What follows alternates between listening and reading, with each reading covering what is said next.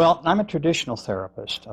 Initially, I worked not in past life regression or in any of the things that I do today. Primarily, I was working in behavior modification and working with people who had problems with sleeping and with depression, this sort of thing. In time, people would come to me and ask, well, since you are working in hypnosis, is it possible that you could take me into a past life? And I was very imperious in those days. I said, no, I don't do those kinds of things. I'm terribly sorry, but I'm very traditional in my academic orientation, and you would have to go to somebody else for that kind of thing. So what happened to me was that after a number of years passed, I had a client who came complaining of a pain in his side. He told me that he'd been to many medical doctors, had x-rays, and was told that it was all psychosomatic. It was in his mind, and that if he just forgot about it, it would go away. But it was causing him intense pain. He wasn't sleeping well and so forth. He asked me if I could possibly find any root causes for this in his childhood, if I could regress him to his childhood. So I did this, and we searched, and I looked through many of the early aspects of his childhood, and I could find him not falling on a sharp object or being involved with knives in any way or anything that would cause this very sharp pain in his side. So finally, in frustration, I said to this individual, who, by the way, went very deep very quickly in hypnosis, which is an important part of what I'm saying, because that to me is a key in reaching into the past life work that I now do and my interlife work. I said, go to the source of your pain. Tell me the first time it happened. And suddenly he was on the battlefields of France in World War I, in a British division at the Battle of the Somme, and was being bayoneted. So while the poor fellow had suddenly regressed into a past life, almost getting ahead of me, and he's lying in the mud dying, I'm so skeptical, because that's my nature, that I'm asking him to describe his division patch for me on his arm. What battle is this, I asked. Where are we? Who are you fighting? Because I'm not satisfied that this is really happening to me. So he described all these things very accurately, and since I am an amateur historian, I knew he was accurate. And so I realized that I'd had my first past life case, and I worked in desensitizing him just as I would have done if he'd have been a 6-year-old child who'd speared himself in the kitchen, for instance, while his mother wasn't there. So from that case, I realized that that past life regression was very real. I was still somewhat skeptical. I did a lot more experimenting, of course, and working with people, and a lot more time passed. And then what happened to me was another case, almost by accident. A lady came to me who complained of loneliness and isolation in society, and she felt that she was not really a part of this world, that she just felt so disoriented with the life that she was living and the people that were around her. She was thinking of suicide. And so again, I worked with this lady as I had done with this man, but not in past life work. We talked about a lot of childhood issues. I put her in hypnosis. We worked a lot with her early life and so forth, and really didn't come up with anything. So like with the man I just spoke about, I asked this lady, go to the source of your loneliness and lack of companionship. And again, she was very somnambulistic. She went very deep very quickly. She was a very good hypnosis subject. And she said, I see them all right now, my companions, they're here in front of me. And I thought, you know, what are we talking about here? Is this a bridge group? Who are these people? And she's staring at my office wall with a glazed look, and she sort of, her eyes are fluttering, and she's saying to me, no, these are my spiritual soulmates, and there are 8 of them, and she described who they are. And I couldn't believe this. There just chills went up and down my spine, that I was talking to someone who was talking about a life between lives. And this is an area of which I had no experience and I'd read no books on. There weren't many books even touching on the subject. So from that case, I began to really research the area between lives. And I soon, as time went on, my practice, I changed it to working basically with people who wanted to know about their immortality. People who now come to me who are interested in finding out who they really are, who their soulmates are, what their spirit group is like, why they are here on earth, and so forth. To me, these are the profound questions in life. And the psychological benefits that come from people knowing these points, these issues in their life, empower them in a way that they had not had before. And so that's essentially how I came to work in the area that I do today.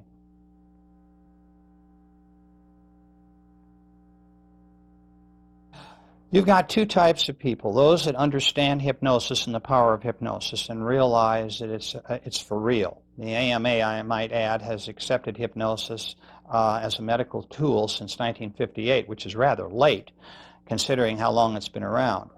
But the point I want to make is that people do not hallucinate in hypnosis. The conscious mind is not unconscious. It's very aware of what is going on around at all times around the subject. It is not as if you were in bed asleep at night in a deep delta state. You are in what we call an alpha or theta state. So your conscious mind is able to work and help with information that we're deriving from your subconscious.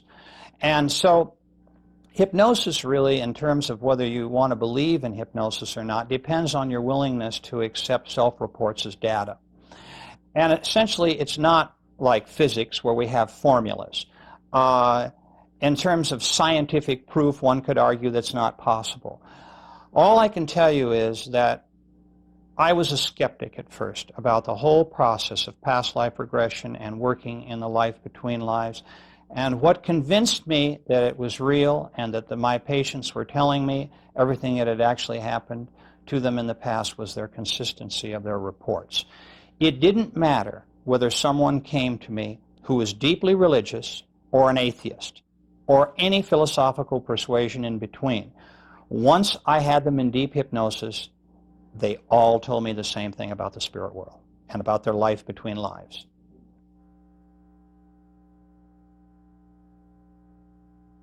At the moment of death, you rise above your body and you look back at it.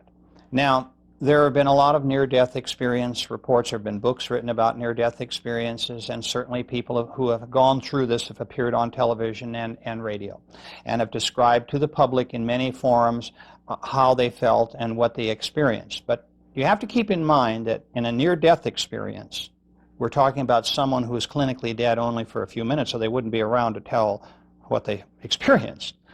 In my case, I have a client in hypnosis for some 3 hours, questioning him about these things. They're also in a relaxed state. They're not undergoing any body trauma.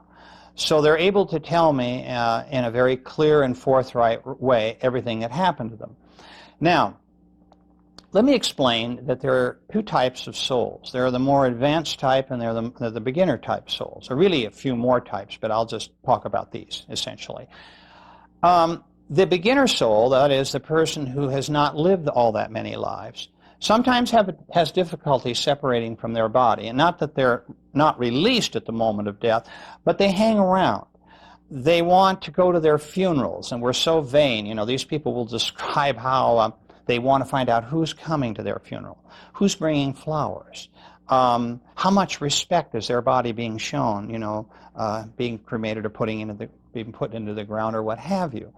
So you have that type of soul who's not really ready to leave Earth's astral plane immediately because they're a little disoriented, and also they're kind of reluctant to leave this life in which they've, you know, had so much enjoyment. Then you have the second major type, which are those souls who've been around a long time and they're very experienced. They usually leave very quickly. And so both types, when they look back at their bodies, I want to tell you that there is something that's uppermost on their mind, and that is to comfort the loved ones that are left behind. All souls will try to reach out and comfort those who are mourning their deaths. They will try to reach into their minds and soothe them in various ways and give them through thought, powerful thought messages, the understanding that they're still alive. Sometimes it's hard because, of course, when we're undergoing this kind of grief, you can imagine that we're so overcome with grief that we might shut down in terms of these messages. So these souls might not be able to reach their loved ones for perhaps days or weeks or months later. But that is the intent, to make them feel comfortable. Then, as they pull away, souls describe bright lights and tunnels, the same as the folks that tell us who have had near-death experiences that they have seen. Now, let me explain something I think is really important. We've heard a lot about people seeing religious figures who have undergone near-death experience. I find no case in all of the cases that I've had over all of the years that I've been working with people through their death experiences who have ever seen a religious figure. What they see are their spiritual guides. These are those loving beings who are their teachers, who come to them at the moment of death to guide them into the spirit world. Now, I'd like to also say that you may also see people who you have known in this life who have passed on ahead of you who will also come and welcome you back.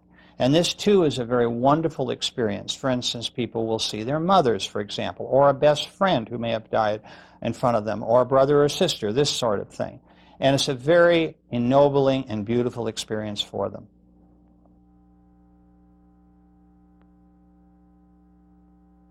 When a person who has just died sees their spirit guide or friends and relatives who they've known before, or soulmates, they usually see a projection of a face that is familiar to them. They may take the face of people that they have been in the life that is familiar to the person who has just died, or a face that they particularly like that that person who has just died knows how to identify them from. And so you have a number of different faces. People will describe them as looking like ghosts as they come towards us, and maybe this is where some of our mythology about ghosts comes from. Oftentimes they don't see anything below the waist. Essentially they see a light form coming, misty if you will, a pinpoint of light in the beginning, and then a misty shape, a ghost-like shape, and then when they get close they can make out, features that are projected to them by the being that is coming towards them for recognition.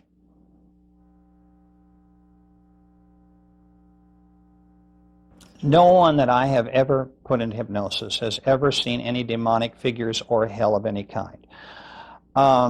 We have heard this from some people who have had near-death experiences, not many, a few.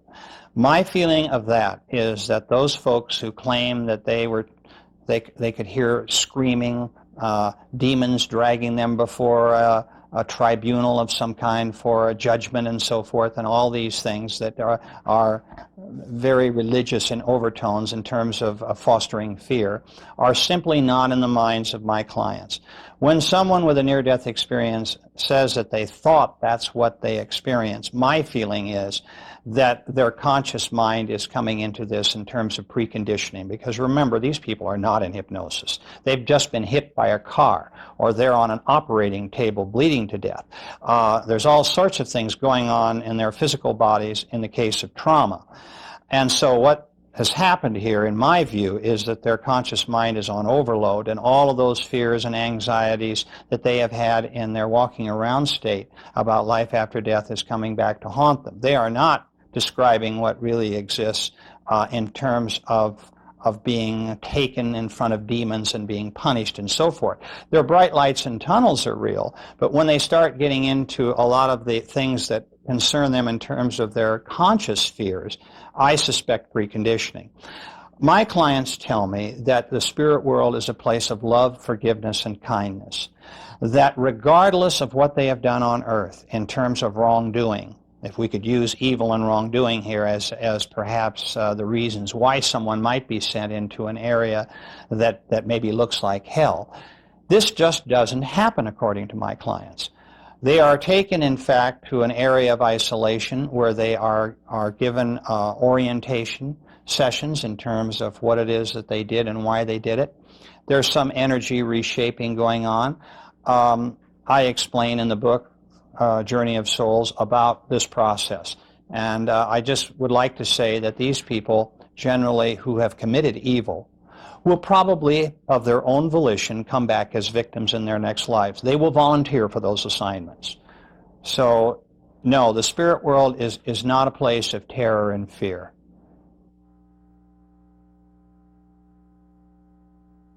Let me describe to you where I think some people get an idea of a tribunal. And this might be filtering down through their subconscious mind. We do go before a council of what I call elders, wise beings. They've been called the old ones, the sacred ones. There's lots of different names. These are very advanced beings who review the life just lived. Our guides do this. Our guides do this when we first cross over. They talk to us in the privacy of a very quiet setting. And so we can kind of unwind and get re-energized. And then we usually go into our home, if you will, our place in the spirit world where we belong. And we can talk about that in a few minutes. But what I'd like to tell you now is the tribunals concept that I hear a lot about. People worried that they might be hauled in front of demonic judges and made to account for all their sins. These wise beings are more advanced teachers. They rank, if you will, even above our guides in terms of knowledge, understanding, and experience. What generally I find happens is that our guides accompany us to a very quiet, serene area where these beings will talk to us. Now, I'd like to point out that I have had clients who have had only 3 of these elders in front of them, and some as many as 10 or 12. It really depends on the individual, what spirit group they're located in terms of how advanced they are and so forth. These beings will question them in a very gentle way about how you, as the person who has just died, conducted your last life, and how you feel about how well you did, or where you had failings and where there were shortcomings, and they would also like to talk to you about your successes. So it's a very gentle process, and it's one that everyone experiences between lives after every life. And sometimes people will go before them again before their next life in order to review the life to come.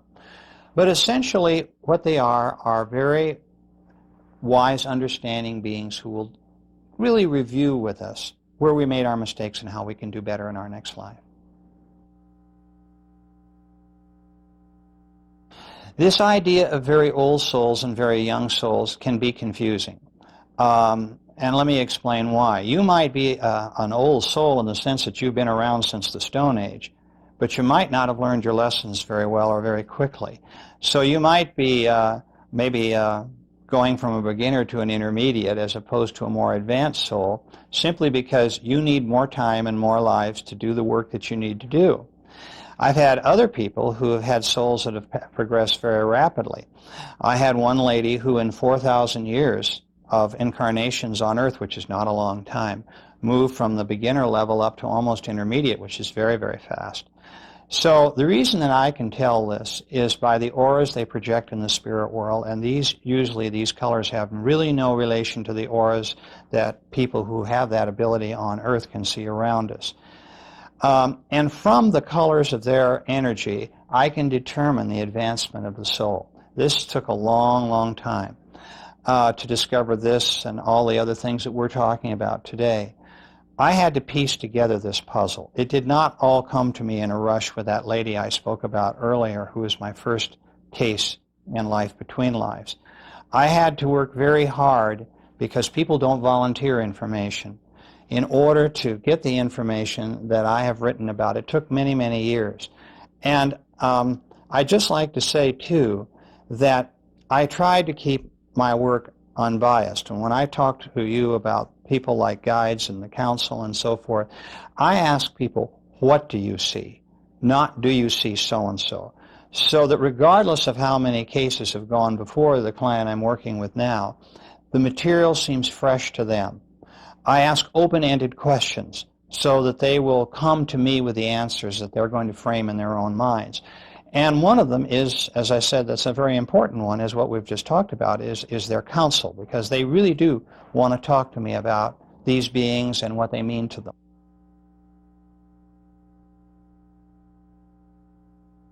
People can get misconceptions from ghosts. And it's my feeling that there are beings who have not left the astral plane yet because they're not ready to. They're very dissatisfied with things.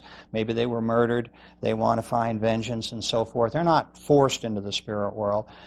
Usually they're taken by the hand when they're ready and taken into the spirit world. I might also say that there's another element of this that's kind of unique to my own work in terms of ghosts. I believe in the duality of souls. Souls have the ability to live parallel lives, to divide their energy. A part of their energy always stays behind in the spirit world.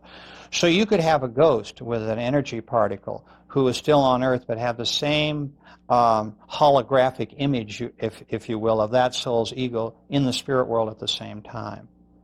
So we never stop learning, and we never actually are totally disconnected from the spirit world.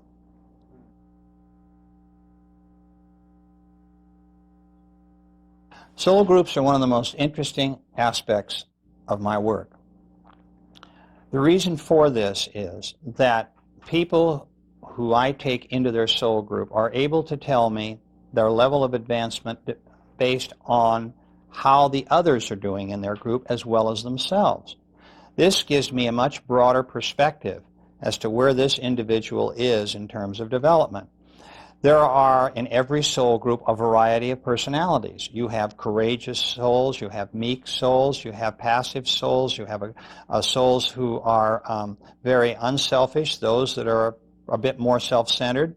You have souls that are quiet and contemplative, and those that are jokesters. So from that information, I'm able to determine psychologically a lot about the type of group that my client comes from and what I might be able to do to help them in terms of their life lessons and purpose. But it's fascinating, too, from another standpoint, because we don't all progress at the same speed, in the same way, in the same areas. I like to point out that I had one man that took him between 4,000 and 5,000 years to conquer jealousy. He is not a jealous person in this life. He's intolerant as hell, and that's what he's working on now, but he's not jealous. And so that was his particular difficult hurdle to get over. And yet there are people in his soul group that were always very tolerant, and they have tried to help him between lives. So this is what I mean about rates of progression. And yet I find that the whole soul group pretty generally belongs in a certain niche as far as development, and they're all going to kind of move forward together. Some a little faster than others, others will be a little slower, but essentially they're all at about the same level.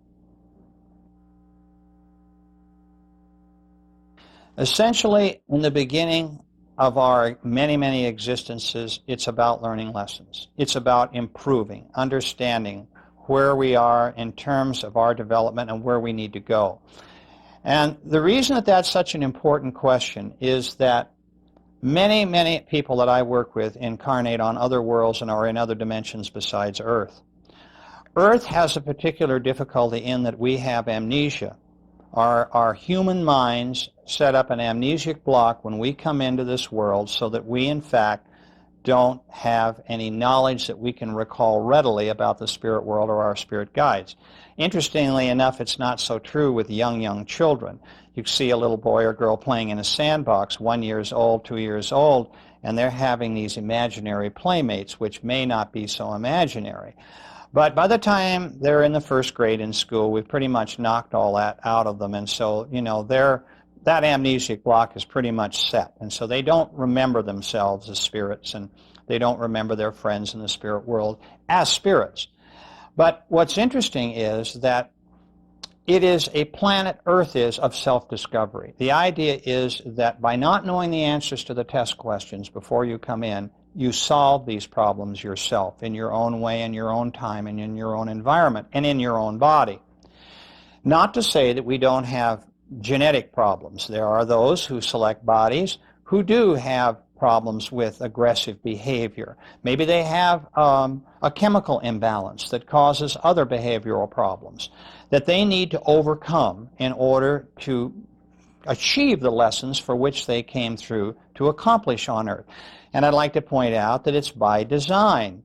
Everyone in every body has selected that body. They knew in advance what the body was going to be like to a certain extent, and they chose that body with the help of their guides in order to achieve certain lessons. But these same folks can also incarnate on other planets where there is no amnesia. They can be flying creatures. They could be undersea creatures who are very intelligent. They could be interdimensional shadows. They can be flames. They can be water or gas-like creatures. There are all different ways in which we can progress and learn and understand about who we really are and the power of our energy. Earth is only one school.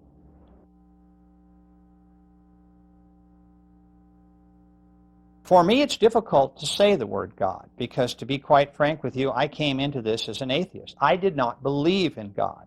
I did not believe that there was anything after life but ultimate oblivion. And my clients kind of brought me to this kicking and screaming, brought me to the party.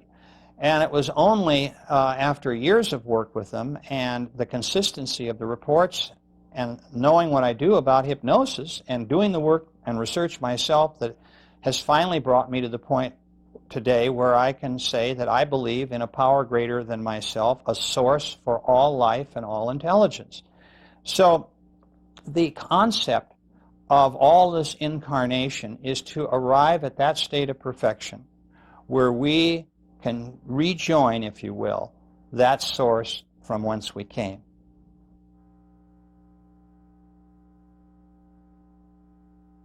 This is one of the most jovial parts, if I could call it that, of my work. Some people think that I spend a little too much time with this and make too light of it. I believe that it's important that everybody know that the spirit world is a place of humor and fun.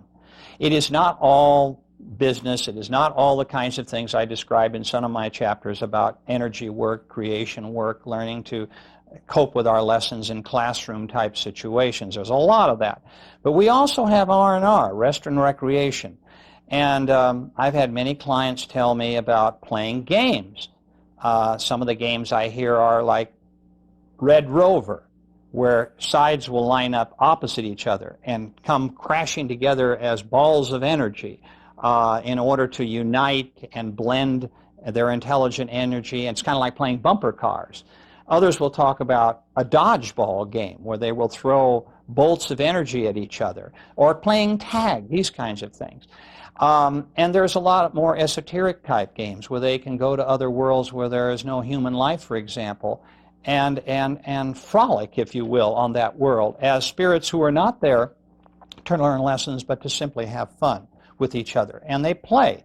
So once in a while when I give a speech about the fact that there is a lot of humor and play in the spirit world, some people get a little upset because they think it all should be very, very serious. And I find that that's just not true.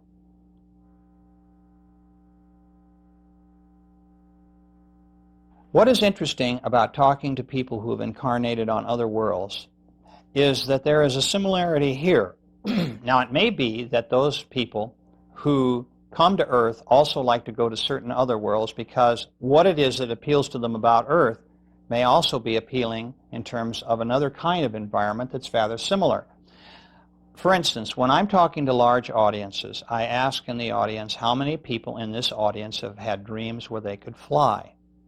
Usually 75% of them will raise their hand. Then I will say, how many of you have had dreams where you can swim underwater and breathe, and that you're a very intelligent life form? About half will do that. Then I really narrow the field down. I will ask how many have been giants in their dreams, where everything else is smaller than they are. Only a few hands. And then I might ask how many have been really tiny, tiny beings where everything else is larger than you are, and just one or two out of a group of 100 or 200 people. And what this indicates is, and our dreams do tell us an awful lot about our former experiences, is that many people who incarnate on Earth also incarnate on flying and water worlds. And so I've had a number of clients that have talked to me about being flying creatures, highly intelligent flying creatures, on other worlds and what those worlds were like. And the same for water and how they can swim deep into an ocean kind of atmosphere and how there's cities under the ocean. And they look like not whales or dolphins so much, although there's some of that, but creatures that are so strange that we see them only in mythology, which, by the way, is another interesting area for me because I think a lot of our mythology may well come from these early memories. So I must tell you that there are clients who have had no other incarnating experiences except on Earth, but also many that have had off-world experiences as well.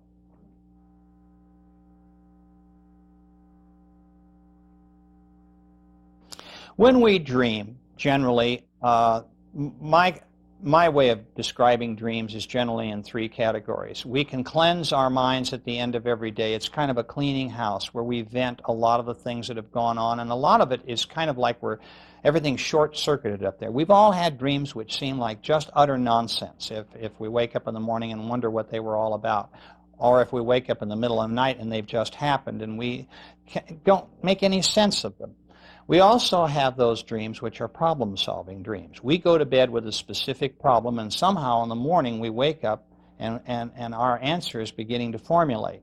So that's a very cortexual type of dream, where we're really analyzing a problem, and our sleep state is helping us resolve that. Then we have what I call spiritual dreams, the dreams that I've just described in terms of flying dreams or water dreams, where in fact we are creatures that we don't understand in a conscious state, but we're reliving earlier experiences. I might also mention that the problem-solving and the spiritual dreams can overlap. We may receive help from a guide in the middle of the night to some major problem that we just can't seem to solve during the day, and our minds are not open to receiving information from our guides. Maybe we're not people who meditate, so the only way they really have of reaching us is when we're in a subconscious state at night. And so dreams can take many different forms.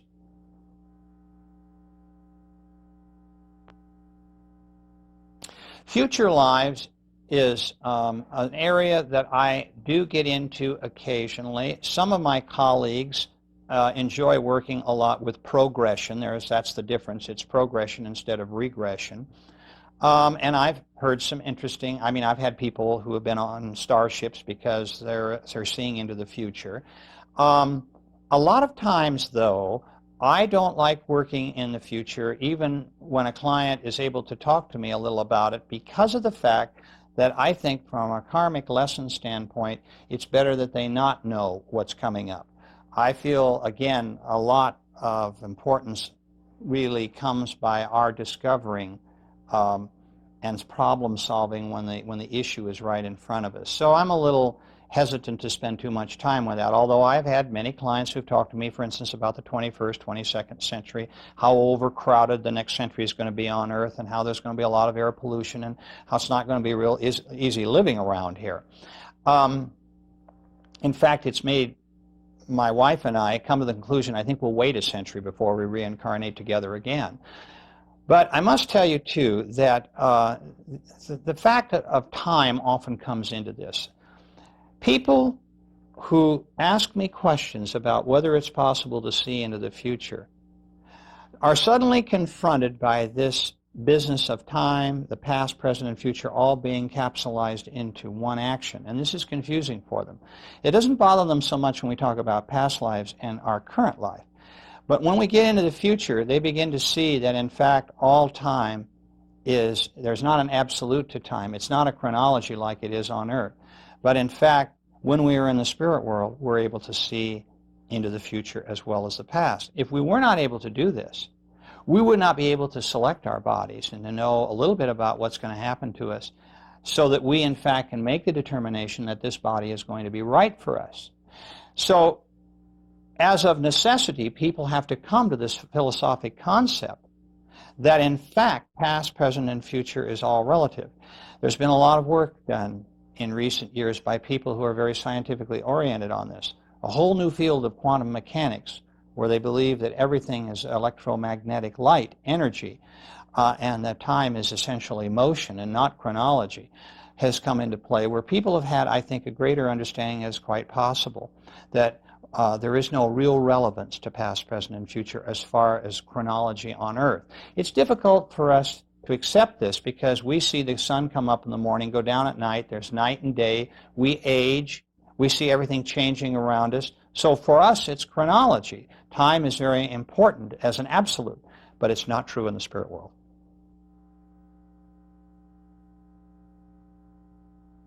When they decide, and their guides are also involved in this decision, that it's time to come forward and be reincarnated again, they go to a place where they can study the bodies that they're going to be given as choices. Now, I find this varies between clients. Some clients are given 2 or 3 choices. Other clients are given basically 1 choice. But I have almost never found a client who has said, I don't like that choice. Their guides and masters know too much about them, too much about what needs to be done to make mistakes in this area. So I find most people are very joyful when they see the bodies that they're going to inhabit in their next life. They look almost as if they go into a television studio or a movie theater and see in stop action certain aspects of the life to come, to see whether their soul will fit into the personality of the body that they're going to inhabit, and see how that will work in terms of their coming forward. Now, I'd like to say that it's an extremely important part of my work to understand how the soul mind of my client is interfacing with their earthly mind in the ego of the body, the brain in which they're now incarnating as a person in this particular life. Because, as I mentioned before, we have different soul egos that combine with different bodies. And it's true that in the womb, when we're analyzing what this mind is like and how we might combine with it, there is a duality. Once we are born, that fusion has taken place. It is not as if the soul is an alien form. That baby recognizes this intelligent life and welcomes it. After all, if we were to take the soul out of, say, a human body, we would probably have raw emotions. There would be a survival instinct. We'd have aggression. We'd have passivity. All those things which are influential to a soul. But emotions are very peculiar to a body. A soul has to learn how to cope with that. So the soul brings to the body intuition, imagination, a concept of morality, these sorts of things. So this is very important when a soul is looking at that new body and deciding whether this body is going to really be right for them. So what happens after this viewing period is over, souls go back and say goodbye to their soulmates and their soul groups and their guides, and then they are brought forward into that new body in the womb of their mothers.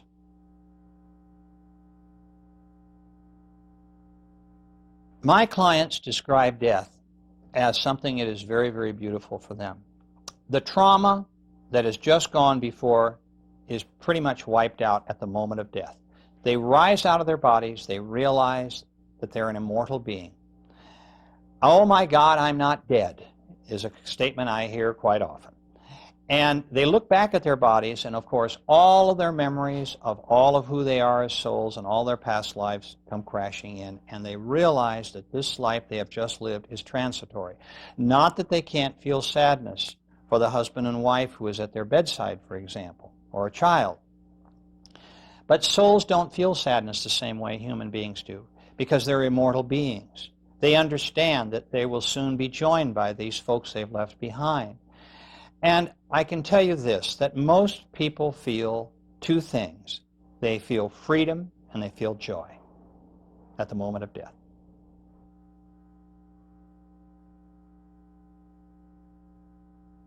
The disturbed souls are those that may have been murdered, for example, or may have lived very, very traumatic lives.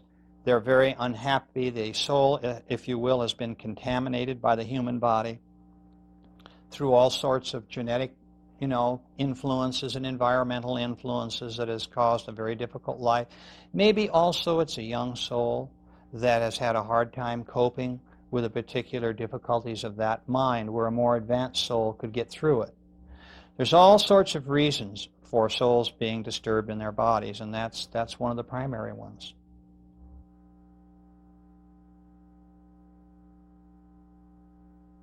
I find the different levels of souls are generally on 3 different levels, although I can keep this simple and just say beginner and advanced.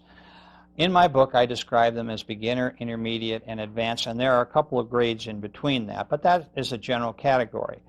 I think that the thing that differentiates the beginner from the intermediate is essentially by the time you reach intermediate level, you're beginning your teacher training. You're given more responsibility. You've had a lot of lives that have been very difficult, and you've been very successful in your life in handling them.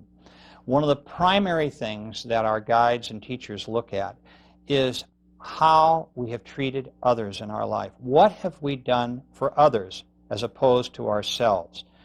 And if we find people who are really quite unselfish and giving people, we know that probably they're moving into the intermediate level.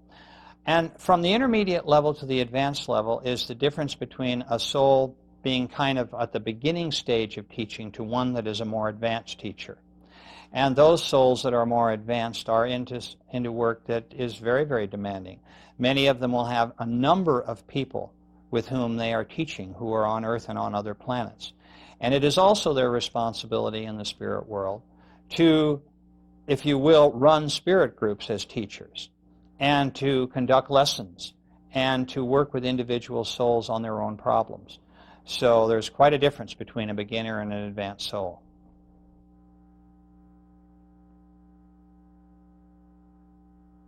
Soulmates can be confusing to people. Of course, in the spirit world, I find, and I think I've explained this, that in a soul group, we have many soulmates. Our soul groups may be made up of 4 or 5 different people, or 25 or 30, depending on how quickly we're moving through into the more advanced stages. It could be argued that if your husband or wife is your soulmate, but it could also be argued that your best friend in high school is your soulmate, or your business partner, or whatever. And it may well be true that they are all soulmates and all come from your spirit group. For me, the most intense soulmate relationship is that being with whom we like to reincarnate in terms of a spouse, someone with whom we've been mated in many, many lives, and we often have changed genders. We've been in the male in one life and then the female in another. So this is another measure of the advancement of the soul, because I find, too, that if souls incarnate mostly as males or mostly as females, they haven't yet reached that intermediate level where they can interchange with ease. So soulmates are a very, very important aspect of our lives, and sometimes we learn our greatest lessons with our soulmates.